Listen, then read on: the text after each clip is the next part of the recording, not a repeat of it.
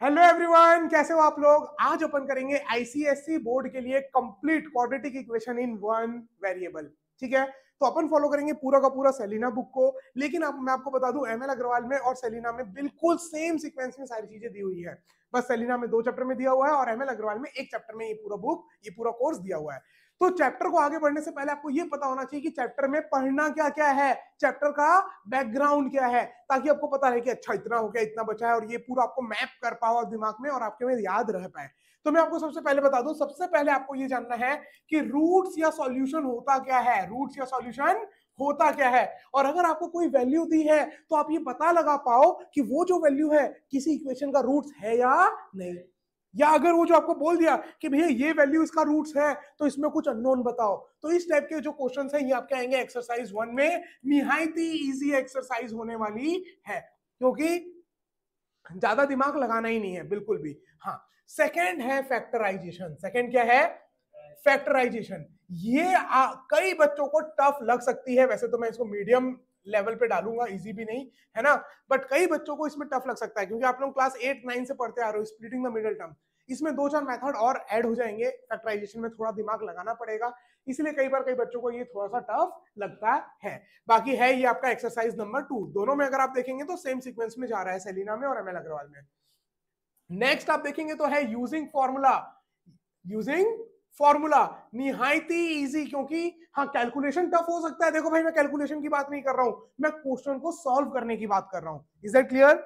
और क्वेश्चन को सॉल्व करने में जो ये है, ये जो पार्ट है आपका एक्सरसाइज नंबर 3, ये बहुत इजी होने वाला है। Calculation can be tough, under root निकालना ये वो थोड़ा सा टफ हो सकता है, तो यहां पर आपको सीधे सीधे फॉर्मूला यूज करना है, तो रिलेटिवली ये भी बहुत इजी एक्सरसाइज आपकी होने वाली है, एक्सरसाइज नंबर 3। इसके बाद है बिना रूट्स निकाले रूट्स के बारे में बताओ। एक रूट आएगा, 2 रूट आएगा, 2 अलग आएगा, 2 इक्वल आएगा, समझ में आ रहा है? तो इसको बोलते हैं नेचर ऑफ रूट्स। क्या बोलते हैं? Nature of roots. जैसे यहां पर तुम दोनों का नेचर है, इसका होमवर्क नहीं करने का नेचर है, इसका बहुत ज्यादा बोलने का नेचर है ना, वैसे रूट्स का क्या नेचर है ये अपन को निकालना है एक्सरसाइज 4 में। Again it is a easy exercise, easy रहने वाला है। आप बोलोगे सर आपको तो सब इजी लग रहा है, ना ना ना ना। हाँ, ये लास्ट वाला जो है वर्ड प्रॉब्लम, वर्ड प्रॉब्लम, ये बच्चों को बहुत टफ लगता है, बहुत टफ लगता है। क्यों भैया? Last exercise, exercise number 5, Selina में 6 एक्सरसाइज में बटा हुआ है, जो वर्ड प्रॉब्लम है, और प्लस एक और है इक्वेशन रिड्यूसिबल टू क्वाड्रेटिक। मतलब क्वाड्रेटिक में इक्वेशन नहीं दी रहेगी, दिमाग लगा के उसको पहले क्वाड्रेटिक में कन्वर्ट करना है, फिर सॉल्व करना है। तो सेलिना में ये एक एक्सरसाइज अलग से दी हुई है, और एमएल अग्रवाल में ये मिक्स्ड है, इन्हीं में कहीं पर बीच में मिक्स्ड है। ठीक है क्या? तो बस ये अंतर है दोनों में, बाकी तो ये सीक्वेंस अपन फॉलो करने वाले हैं। क्या क्या पढ़ना है? Is that clear? Is that clear? क्या क्या पढ़ना है पूरे चैप्टर में अपन को? Roots, factorisation, using formula, nature of roots और वर्ड प्रॉब्लम। मैंने देखा है बहुत सारे बच्चों को, भाई सेम सवाल अगर मैं एक्सप्लेन करके दे दूंगा ना कि भाई ये डायग्राम बना करके एक रेक्टेंगल है, इसका लेंथ इससे विड्थ से इतना ज्यादा है, बताओ कब ये मैक्सिमम एरिया होगा, इस टाइप से क्वेश्चन दे दूं तो मैक्सिमम बच्चे कर लेते हैं। और उन्हीं को अगर वर्ड में मैं लिख के दे दूं, there is a rectangle whose length is 4 more than the width, और ऐसा करके वर्ड प्रॉब्लम दे दूं तो वो हार मान जाते हैं। तो कहीं ना कहीं बहुत ज्यादा फर्क साइकोलॉजी का भी पड़ता है, कि आपको लग जाता है, आपके मन में बैठा हुआ है बहुत सारे बच्चों के कि भैया वर्ड प्रॉब्लम है तो हम समझ ही नहीं पाएंगे। बट इतनी इजी लैंग्वेज है, आप बचपन से इंग्लिश मीडियम स्कूल में पढ़ रहे हैं, आप उस डर को हटा करके एक बार क्वेश्चन को पढ़ेंगे एकदम फ्री माइंड से कि नहीं मेरे को तो अटेम्प्ट करना है, तो आपसे बनने लग जाएगा। लेकिन जब तक आप ये अपने अंदर का डर नहीं निकालेंगे तब तक आपसे ये वर्ड प्रॉब्लम बनना चालू नहीं होगा। Is that clear? तो डर को कर दो टाटा बाय बाय, है ना। चलो तो स्टार्ट करते हैं अपन सबसे पहला अपना एक्सरसाइज से। क्या क्या पढ़ना है? Is that clear? है ना। तो मैं मैक्सिमम इस पूरे वीडियो को, मतलब जो आपका पूरा चैप्टर है विद एग्जांपल, मैं चाहूंगा कि मैं कवर करूं लेस देन 6 आवर्स में, है ना। 5 to 6 आवर्स के अंदर मैं इस चीज को कंप्लीट करूं। तो आज पहला लेक्चर है, अपन स्टार्ट कर रहे हैं।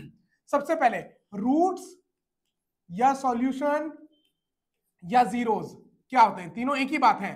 अरे जैसे तुम्हारे नाम होंगे ना, और ईशान, ईशु और, हाँ ठीक है, तो जैसे आपके मल्टीपल दोस्त भी कुछ नाम दिए होंगे, तो उसी तरीके से रूट्स को ही सॉल्यूशन बोलते हैं, सॉल्यूशन को ही जीरोस बोलते हैं, जीरोस को ही रूट्स बोलते हैं, तीनों एक ही बात है। Is that clear?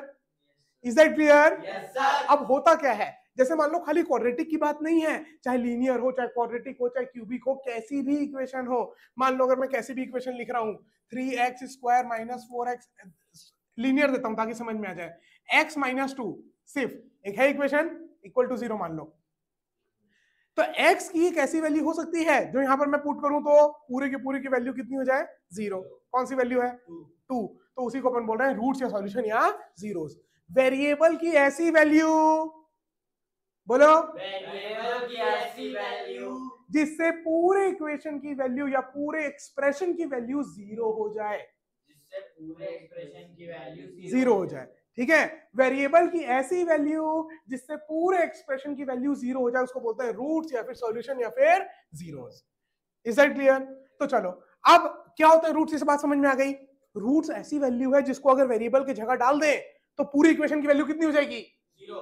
अब आपको बोल दिया कि कोई वैल्यू दिया है, बताओ ये इसका सॉल्यूशन है या नहीं, तो आप क्या करोगे, पुट करके देखोगे, अगर 0 हो रहा है तो मतलब हाँ ये इसका जीरोस है, रूट्स है, नहीं तो नहीं है। Is that clear?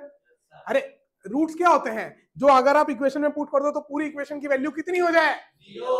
तो अगर हो रहा होगा तो हाँ वो रूट्स है, नहीं तो नहीं है। यस और नो? चलो तो एग्जांपल करेंगे, कॉपी निकाल लो जल्दी से एकदम लाइट की स्पीड से।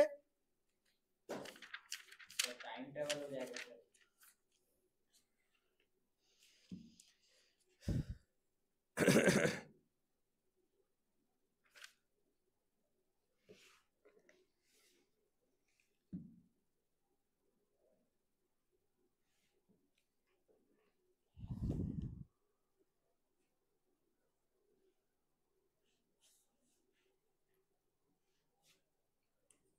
X square minus 2x minus 15 equal to 0।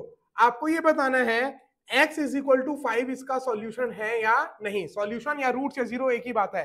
Is that clear? है कि नहीं, जल्दी से बताएंगे।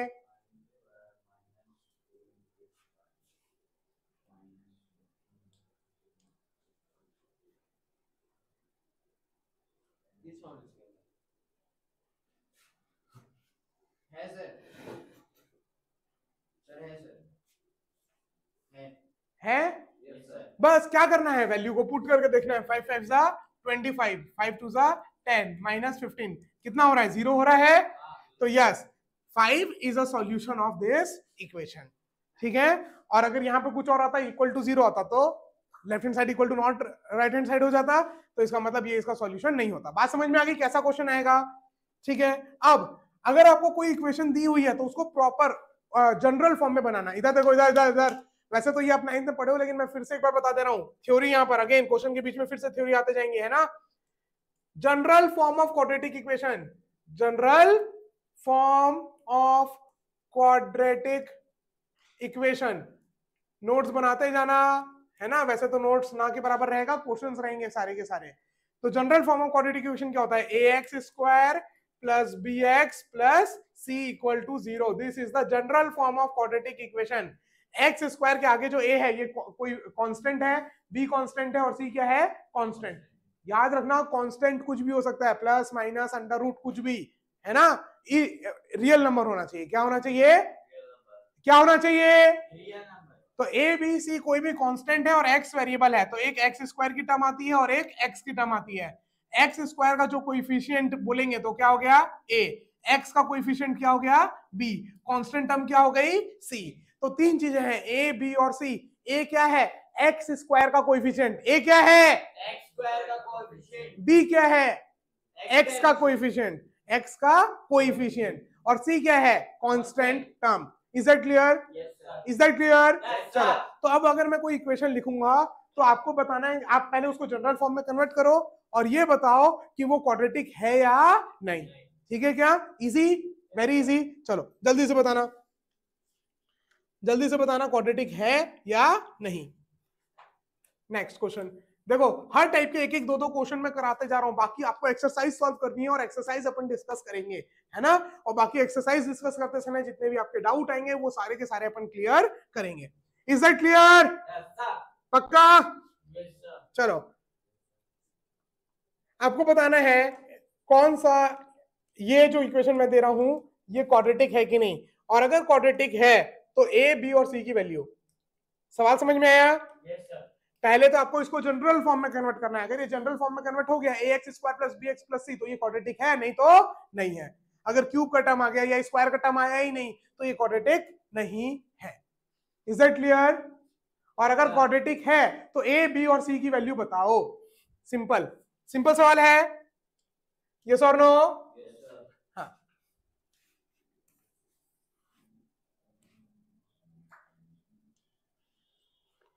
वीडियो अच्छा लगे तो लाइक कर देना, चैनल को सब्सक्राइब कर देना। इस चैनल में आपके आईसीएससी का कंप्लीट कोर्स आते रहेगा, है ना, फिजिक्स और मैथ्स का only.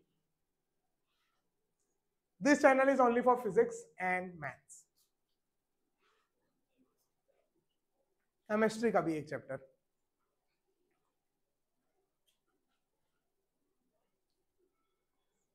Splitting the middle term से करना है, कुछ करना ही नहीं है, सॉल्व क्वाड्रेटिक को सॉल्व नहीं करना, खाली क्वाड्रेटिक बनानी है।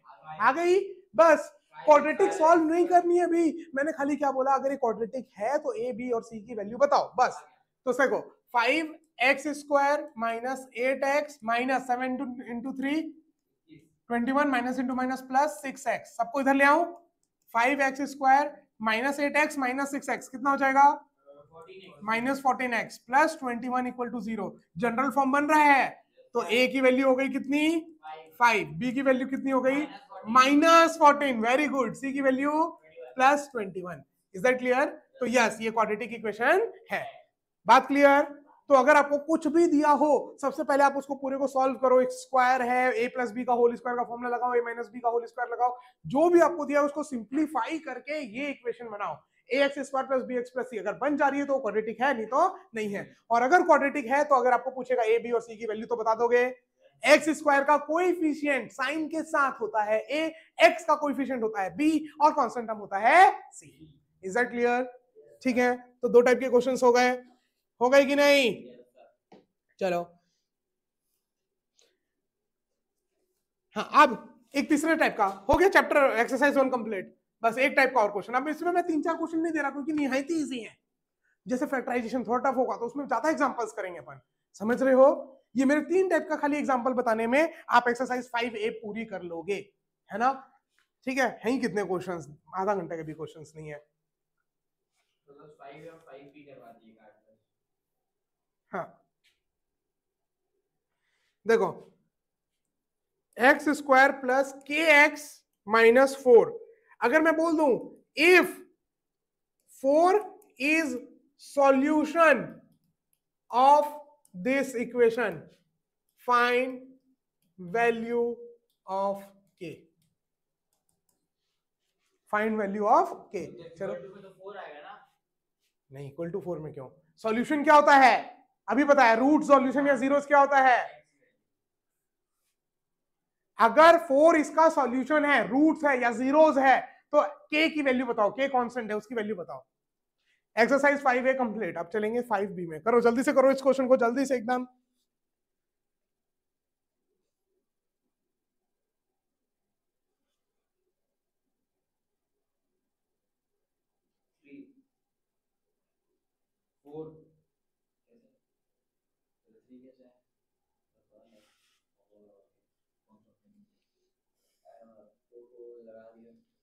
लगा दिया।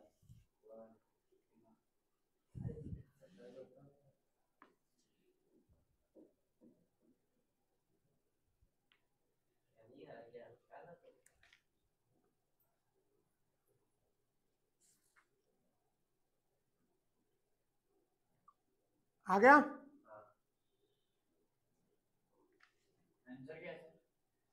चलो फटाक से, आपको क्या बोला कि 4 इसका सॉल्यूशन है।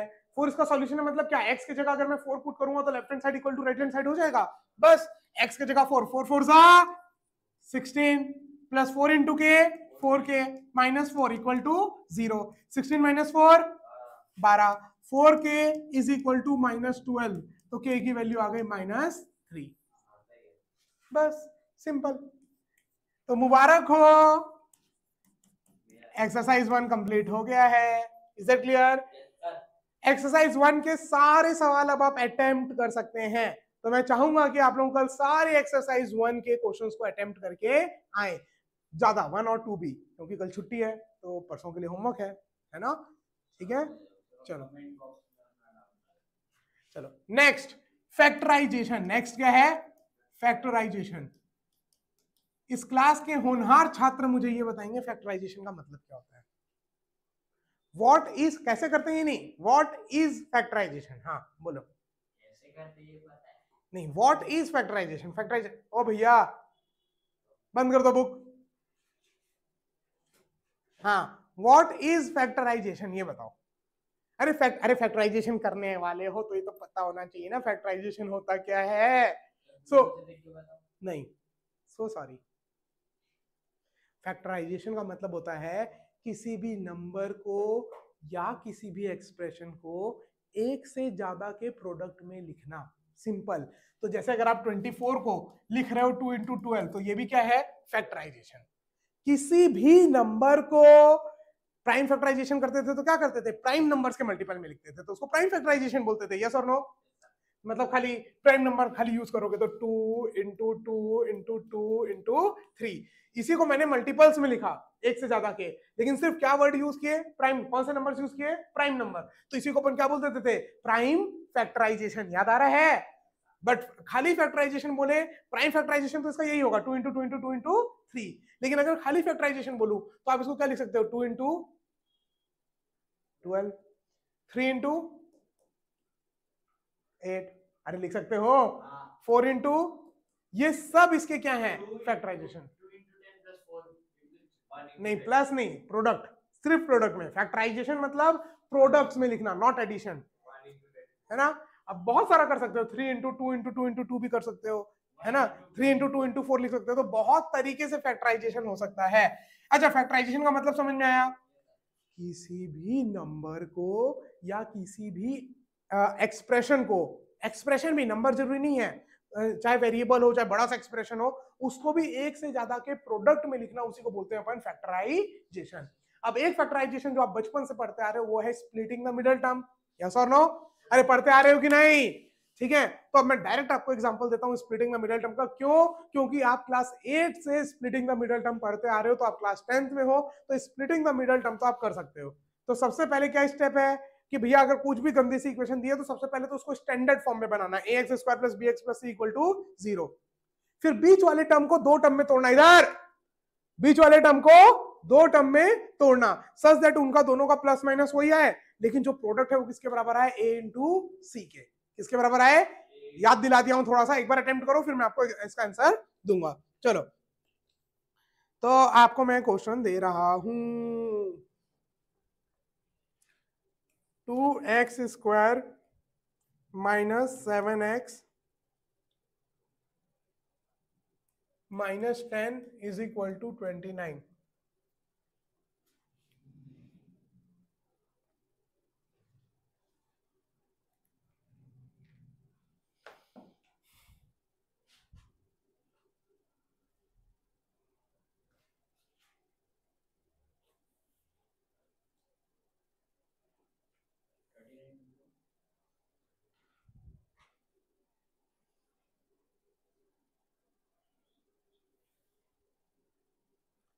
चलो जल्दी से अटेम्प्ट करेंगे, टाइम नहीं लगाएंगे।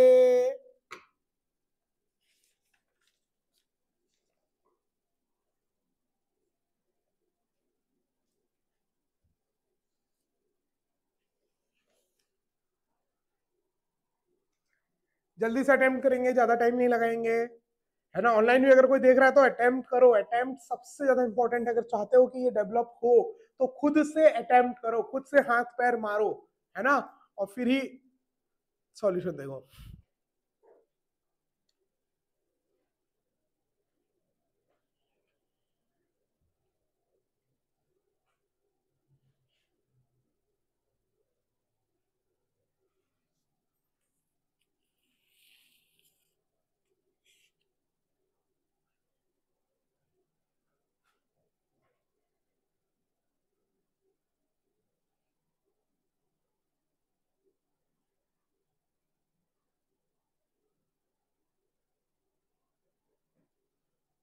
x equal to 13 by 2 and 3 minus 3 बता दो वो फैक्टराइज है वो भी टर्म है। चलो देखो, चलो देखो इधर जल्दी से एक बार, चलो जल्दी से। सबसे पहले तो स्टैंडर्ड फॉर्म में कन्वर्ट करने के लिए क्या करेंगे, उसको भी इधर ले आएंगे तो -39 इक्वल टू 0, ठीक है। फिर क्या करेंगे, सबसे पहला स्टेप 2 इंटू 39 कितना होगा 78। अब 78 को तोड़ेंगे, 2 इंटू कितना करेंगे तो 78 है, 2 इंटू 39, 39 और 2 का प्लस माइनस किसी भी तरीके से 7 हो रहा है क्या, नहीं। फिर 3 से जाएगा क्या, 3 इंटू कितना टाइम जाएगा 26 टाइम्स, 26 और 3 का प्लस माइनस 7 नहीं हो रहा। 4 से जाएगा, 5 से नहीं जाएगा, 6 से जाएगा, 6 इंटू 13 जा रहा है क्या, और देखो 13 माइनस 6 कितना हो रहा है 7। तो हमेशा ऐसे ही मान करना।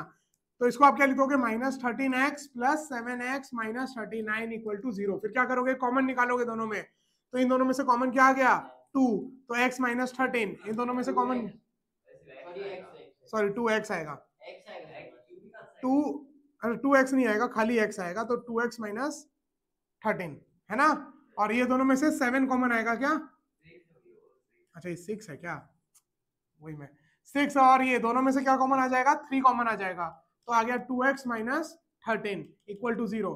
तो एक आंसर आ गया 2x माइनस 13। फिर कॉमन निकल जाएगा, देखो ये टर्म और ये टर्म दोनों में से ये कॉमन है, फिर से कॉमन निकल जाएगा, तो यहाँ पर क्या बच गया x, यहाँ पर क्या बच गया 3 इक्वल टू 0। अभी मेरे को बताओ a इंटू बी 0 कब होगा, या तो a 0 या फिर b 0। तो ये 0 होगा तो x की वैल्यू आ गई 13/2 और यहाँ से आ गई x की वैल्यू -3, ठीक है।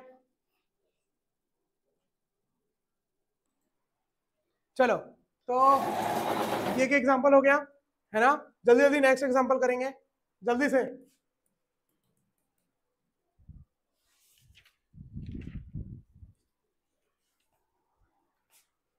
x square is equal to 5x, जल्दी से अटेम्प्ट करेंगे। Find the roots using factorisation. Constant दिया नहीं है, याद रखना अगर कोई भी कांस्टेंट टर्म नहीं है या बीच वाला टर्म नहीं है तो बहुत आसान हो जाता है क्वेश्चन, बहुत आसान। देखो कैसे, इसको इधर लेके आओगे, x square minus 5x is equal to 0, x common direct निकल गया, यस और नो, तो क्या बच गया x माइनस 5। अब देखो आ गया, फैक्टराइजेशन हो गया। अरे दो के प्रोडक्ट में लिख दिए कि नहीं लिख दिए, तो याद रखना अगर कांस्टेंट टर्म नहीं है तो डायरेक्ट कॉमन निकाल लो, याद रखो, याद रखना है। अरे सर क्या बोल दिए, मैथ्स में याद रखने के लिए, हाँ भैया मैथ्स में कुछ कुछ याद रखना पड़ता है, कुछ मेथड्स याद रखने पड़ते हैं। मैं ये नहीं बोल रहा हूँ कि क्वेश्चन याद रखो, कभी भी नहीं, मैथ्स में कभी भी क्वेश्चन याद नहीं रखना, लेकिन कुछ कुछ मेथड्स याद रखने पड़ते हैं। अब लोग इसी को बोलते हैं प्रैक्टिस, डरते हैं रटना बोलने से, और कोई टीचर तो आपको कभी बोलेगा ही नहीं कि कुछ चीज रटनी है, बोलेगा प्रैक्टिस करो, और लोग डरेंगे भाई ये कैसे हो गया, ये मेरे को तो नहीं चमका, भाई रटना पड़ता है। प्रैक्टिस का मतलब क्या है, अगर आप कोई चीज 10 बार कर रहे हो मतलब क्या कर रहे हो, याद ही कर रहे हो, यस और नो। अगर आप एक जैसे 10 क्वेश्चन 20 क्वेश्चन कर रहे हो तो आप उस मेथड को याद कर रहे हो। तो आपको एक बात याद रखना, अगर कांस्टेंट टर्म नहीं है तो डायरेक्ट कॉमन निकालना है, बात खत्म। Is that clear. और अगर बीच वाली टर्म नहीं है तो उसको करने के दो तरीके हैं, दोनों तरीके मैं भी आपको बताऊंगा, ठीक है। चलो तो मैथ्स में रटने का होता है, क्वेश्चन नहीं, मेथड्स। Is that clear. और यही चीज आपसे छुपाई जाती है जिसके कारण आपके ऊपर लोड बढ़ता है कि अरे मेरे को कैसे नहीं चमक रहा, दूसरे को चमक रहा है, दूसरे को दिमाग में आ गया, मेरे दिमाग में क्यों नहीं आया। फर्क इतना ही है कि उसको कुछ मेथड्स रटे हुए हैं, आपको कुछ मेथड्स रटे हुए नहीं है। तो सर अगर रटना है तो आईक्यू क्या होता है, आईक्यू ये होता है कि अगर आपको 4 मेथड याद है तो नया क्वेश्चन अगर कोई आ गया तो उसमें से कौन सा मेथड आप लगाओगे, कैसे सॉल्यूशन निकालोगे, ये आप दिमाग लगा पाओ, that is IQ. But basic methods कुछ कुछ याद रखने पड़ते हैं। ये बात क्लियर हो गई, पक्का।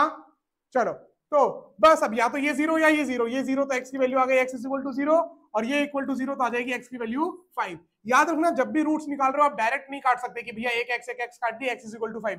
एक आंसर तो आ गया लेकिन दूसरा आंसर तो गायब हो गया ना, जब आपने एक x को काटा मतलब वो एक x इज इक्वल टू 0 आपने काट दिया। Is that clear. चलो नेक्स्ट क्वेश्चन। अब जैसे x square is equal to 16, x square is equal to 16। अब ये सिंपल है बहुत, आप बोलते हो सर देख के पता चल रहा है 4 और -4, अरे 4 पुट कर दोगे तब भी 4 स्क्वायर इक्वल टू 16 हो जाएगा, और -4 पुट कर दोगे तब भी -4 का स्क्वायर आ जाएगा। बट फिर इसको सॉल्व कैसे करें, तो दो तरीका है। अब देखो ये तो इजी था तो आप बोल सकते हो डायरेक्ट, बट थोड़ा कॉम्प्लिकेटेड दे देता तो डायरेक्ट थोड़ी ना कर पाते। तो कैसे करना है इस टाइप के जिसमें मिडिल टर्म नहीं है। तो एक तो तरीका है कि भैया इसको इधर ले आओ, x square minus 16 equal to 0, standard form में जो तरीका है। अब ए स्क्वायर माइनस इसको मैं 4 का स्क्वायर लिख सकता हूं, A square minus B square को लिख दिए A plus B A minus B equal to 0। कब होगा? या तो ये 0 या ये। तो एक आंसर आ गया x इज इक्वल टू -4, एक आंसर आ गया x इज इक्वल टू +4। दूसरा मेथड भी जानना है। दूसरा method simple, x square is equal to 16। तो x इज इक्वल टू, याद रखना जब भी स्क्वायर उधर जाता है तो प्लस और माइनस बनता है, लेकिन कई बार अपन माइनस वाले को क्यों नहीं लेते? क्योंकि जैसे मान लो अगर आपको बोला है कि एरिया निकालो, लेंथ निकालो, एरिया निकालो और क्वाड्रेटिक बन रही है, तो आपको ऑब्वियसली मालूम है कि भाई लेंथ या विड्थ तो पॉजिटिव ही आएगा। अरे यस और नो? तो अपन नेगेटिव वाली वैल्यू को इग्नोर कर देते हैं। बट याद रखना, नींद में भी याद रखना ये बात। क्या करना है? याद रखना है कि स्क्वायर जब भी उधर जाता है तो खाली रूट नहीं बनता, क्या बनता है? प्लस रूट और माइनस रूट, जिसको प्लस माइनस रूट भी बोलते हैं। तो जब स्क्वायर उधर जाएगा तो बनेगा प्लस माइनस रूट 16। इसका मतलब है x is equal to plus root 16 और x is equal to minus root 16। Root 16 की वैल्यू सिर्फ 4 होगी, रूट 16 की वैल्यू 4 होगी। तो एक आंसर आ गया x इज इक्वल टू +4 और एक आंसर आ गया x is equal to -4। Is that clear? Is that clear? पक्का है ना? तो ये इस टाइप से, अगर मिडिल टर्म नहीं दिया हुआ है या कांस्टेंट टर्म नहीं दिया तो आप कर लोगे एकदम आराम से, पक्का एकदम अच्छे से। चलो तो एक एग्जांपल और लो तुम लोग, मैं देखता हूं तुम लोग कितना दिमाग लगा पाते हो इसको। अल्टरनेटिव मेथड से भी करने का कोशिश करो, और डायरेक्ट मेथड तो तुमको मालूम ही है पूरा ओपन करके। मैं चाहता हूं अल्टरनेटिव मेथड से करो, स्क्वायर को उधर लेके जाएंगे तो क्या है ना। करो एक बार, करो जल्दी से करो। कर लिए? चलो इधर देखो। हाँ, ऑनलाइन अगर कोई देख रहा है तो प्लीज स्क्रीन को पॉज कर लेना और पहले अटेम्प्ट करना। एक तो बेसिक मेथड है, पूरा क्वाड्रेटिक बनाओ, स्प्लिटिंग द मिडल टर्म से करो। एक और तरीका क्या है कि पहले मैं स्क्वायर को उधर भेज दूं। एक तो मेथड था इसको ओपन करता है, a माइनस बी का whole square, a square plus b square पूरा ax square plus bx plus c equal to term वाला 0 बनता पूरा, है ना। एक है मैं डायरेक्ट स्क्वायर को उधर भेज दूं, मेरे को ये परफेक्ट स्क्वायर दिख रहा है कि नहीं दिख रहा है? दिख रहा है कि नहीं दिख रहा है? तो स्क्वायर को उधर भेज दो, तो 2x minus 3 is equal to, square उधर जाएगा तो क्या बनेगा? Plus minus 5 plus minus under root plus minus, square उधर जाएगा तो क्या बनेगा? प्लस माइनस अंडर रूट, तो प्लस माइनस अंडर रूट 25। तो मतलब एक तरीके से ये ले लेता हूं, +5 एक में और -5 एक में। तो यहां से x की वैल्यू कितनी आ जाएगी? 2x की वैल्यू जाएगी 5 + 3 8, तो x की वैल्यू आ गई 4, आ गई। और यहां से 2x की वैल्यू हो जाएगी -5 + 3 -2, तो x की वैल्यू हो जाएगी -1। ये एक अल्टरनेटिव मेथड है, और एक बेसिक मेथड तो है, पूरा ओपन करो और फिर स्प्लिटिंग द मिडल टर्म से क्वाड्रेटिक सॉल्व करो। Is that clear? Is that clear?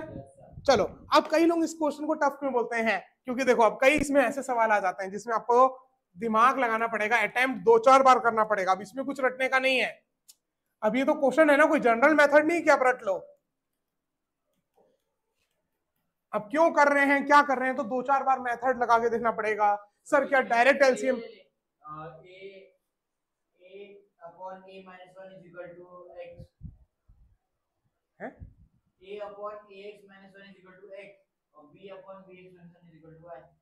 फिर क्या होगा उससे? दो वेरिएबल क्यों लेके आ रहे हो? अब देखो डायरेक्ट एलसीएम लोगे तो a B x minus A B x plus plus में है, कटेगा भी नहीं वो भी।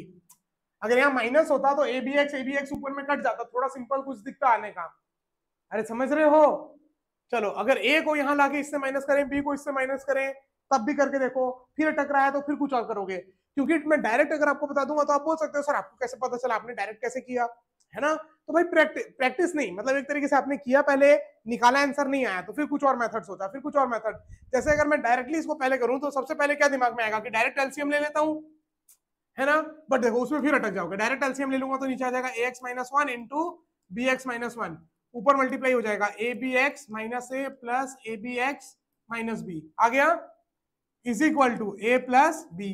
अब इसको फिर को उधर भेजूंगा तो a plus B into this, कुछ ज्यादा बड़ा टर्म नहीं आ गया, A B x plus A B X 2 abx आ गया। इससे भी आंसर आएगा, लेकिन बहुत ही ज्यादा भयानक बड़ा बन रहा है, दिख रहा है क्या? इन दोनों को मल्टीप्लाई, फिर उसके बाद उससे मल्टीप्लाई। अरे सोच रहे हो, सोच रहे हो कि नहीं सोच रहे हो?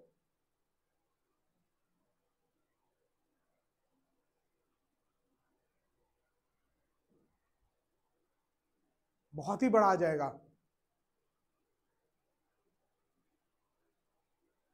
बहुत ही बड़ा आ जाएगा, कुछ और दिमाग में नहीं आ रहा है। चलो एक और तरीका, इसको दोनों को इधर लेके आते हैं। पहले a upon A x -1 plus b upon B x minus one minus a minus B equal to 0। अब आप बोलोगे सर इसको इसके साथ माइनस कर देते हैं, इसको इसके साथ माइनस कर देते हैं, है ना। बट देखो फिर अटक जाओगे, क्यों क्यों अटक जाओगे, देखो जब ये उधर जाएगा माइनस साइन है, प्लस साइन होता तो ए कट जाता, समझ में आ रहा है, वो माइनस साइन है और यहाँ माइनस वन है, minus one into minus A plus A 2a, फिर कुछ दिखाई नहीं दे रहा है, समझ में आ रहा है। तो इसलिए आप क्या करो, इसमें आप ये करो, ये फैक्टराइजेशन क्यों टफ लगता है, इसीलिए टफ लगता है क्योंकि इसमें 2-4 बार करके देखना पड़ता है कि क्या करें क्या करें क्या करें, कैसे फैक्टराइज होगा, कैसे छोटे से छोटे में फैक्टराइज होगा। तो अब आप क्या किए, a upon A x minus one में b को माइनस किए और b upon B x minus one में a को माइनस किए। तो अब देखो, अब एलसीएम लोगे ए एक्स माइनस वन, तो a minus b into a x minus A B x minus one into minus b क्या बन जाएगा, प्लस बी, प्लस यहां पर भी देखो बी एक्स माइनस वन, तो b minus A B x plus A, same आ गया, देखो ऊपर में, अरे ऊपर में सेम आ गया, कॉमन निकल जाएगा, इक्वल टू 0। तो अब कॉमन निकल जाएगा a plus b minus A B x, common निकल गया दोनों में से, तो यहाँ क्या बच गया, 1 अपॉन ए x minus one plus 1 upon B x minus one, हो गया फैक्टराइज a इंटू बी, हो गया फैक्टराइज a इंटू बी। अब अलग अलग सॉल्व करना है दोनों को। मैं क्यों इससे पहले 2 गलत मेथड किया, ताकि आपको समझ में आए कि एग्जाम में अगर आप गलत मेथड करोगे तो आपका टाइम वेस्ट होगा, लेकिन घर में तो आपके पास टाइम है ना बहुत, अरे है कि नहीं ये बताओ। अभी जो आपको इतने सारे एग्जांपल्स करने के लिए दिए गए हैं, एक्सरसाइज दी गई हैं, वो पूरी एक्सरसाइज को घर में तो आप एक एक 2-2 3-3 बार कर सकते हो, मतलब एक ही बार में एक बार किए, नहीं आया कुछ और सोचे, नहीं आया कुछ और सोचे, 2-3 अटेम्प्ट कर सकते हो कि नहीं, है कि नहीं। फिर एग्जाम में अपने आप चमकने लग जाएगा कि इसमें तो डायरेक्ट वाला मेथड लगा के देखते हैं, उसमें डायरेक्ट वाला मेथड लगा के देखते हैं। बात समझ में आई। इसलिए मैंने अभी यहाँ आपको अभी गलत गलत मेथड करके दिखाए कि भाई अटक जाओगे तो दोबारा सोचो, अटक जाओगे तो दोबारा सोचो। अब या तो ये 0 या ये 0, अगर ये 0 करता हूं, a plus b minus A B x is equal to 0, तो ए बी एक्स की वैल्यू हो जाएगी a प्लस बी हो जाएगी, तो x की वैल्यू आ जाएगी a plus b upon a b. ये उधर जाएगा तो, अरे इसको उधर ले गया तो a B x is equal to A plus b, ये माइनस था उधर जाएगा तो प्लस, और ये उधर जाएगा तो माइनस माइनस पूरा कट जाएगा। तो एक आंसर आ गया x की value a plus b upon a b. अब ये अगर इक्वल टू 0 है तो उसको सॉल्व करते हैं, 1 अपॉन ए x minus one plus 1 upon B x minus one, LCM ले लूं, A x minus one into B x minus one, LCM ले लूं, इक्वल टू 0 है, ठीक है। तो ये आ जाएगा ऊपर में बी एक्स प्लस ए एक्स माइनस वन, ठीक है। तो अब देखो नीचे वाला तो 0 नहीं हो सकता, नीचे वाला 0 हो जाएगा तो नॉट डिफाइंड हो जाएगा, तो आपको ऊपर वाले को 0 करना पड़ेगा। अगर मैं बोलूं a बाई बी 0 है, इसका मतलब क्या, a is equal to 0 and b is not equal to 0, मतलब आप इसमें ये कंडीशन भी बताओगे, x must not be equal to 1/2 and x 1/a and x must not be equal to 1/b, ये नहीं होनी चाहिए, 1/a 1/b नहीं होनी चाहिए। अब ऊपर वाला इक्वल टू 0 कर दोगे तो b plus a into x, देखो इन दोनों में से x कॉमन निकाल लिया, -2 इक्वल टू 0, तो x की वैल्यू आ गई 2 अपॉन a प्लस बी। तो एक ये आंसर और एक ये आंसर। इसीलिए मैं बोल रहा हूं डायरेक्ट फैक्टराइजेशन का आएगा तो बहुत इजी लगेगा, लेकिन ऐसे जो उटपटांग कुछ करने का आ गया तो वो आपको क्वेश्चन टफ लगेगा। अब इसमें क्या प्रॉब्लम, क्या कर सकते हैं आप, कुछ नहीं, 2-2 3-3 बार करो, समय दो, समय देना ही पड़ेगा इस टाइप के क्वेश्चंस को। इसीलिए मैंने बोला ए बहुत इजी, अरे पहली एक्सरसाइज एकदम इजी, थर्ड फोर्थ भी एकदम इजी, बस आपको सेकेंड वाली टफ लगेगी और लास्ट वाली। Is that clear? ठीक है, यस और नो? Yes sir. चलो अब एक चीज और फिर ये एक्सरसाइज को निपटा देंगे अपन। अगर आपको रूट्स दिए और आपको बोल दिया कि क्वाड्रेटिक इक्वेशन फाइंड आउट करो, तो कुछ मत करना, x square formula direct, x square minus sum of roots into x plus product of roots.